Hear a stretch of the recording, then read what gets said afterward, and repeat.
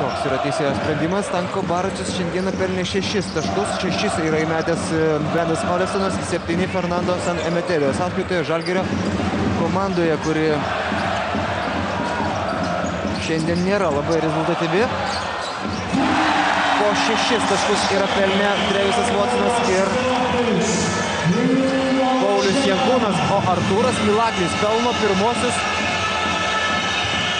savo taškus šios dienos rungtynėse, pataikydamas pirmąjį Kauno Žalgirio tritaškį. Štai toks nesargus perdavimas. Artūras Milaknis perima kamuolį ir pats užbaigia šią ataką. 38-52. 5 Milaknio taškai iš eilės. Pakelia Kauno Sporto halėje susirinkusius sirgalius iš savo vietų.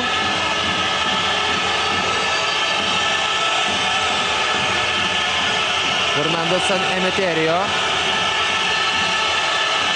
nepralenda pro Trevisą Watsoną ir praranda kamuolį. Iš karto prašo minutės pertraukėlės Duška Ivanovičius, tačiau jam reiks atkentėti dar vieną Kauno Žalgirio ataką ir būtų labai gerai tą ataką surengti sėkmingai.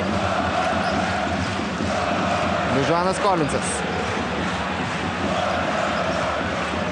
Dainius Šalinga. Ir Tado Klimavičiaus metimas iš 3 taškų zonos netaiklus. Loganas meta kamuolį bet kur, pataiko į žalgiriečių būrį. Šalinga. Jo reidas po krepšiu. 2 Dainiaus Šalingos taškai, 40-52. Ir dabar ta minutės pertraukėlė po Žalgirio spurto 7-0.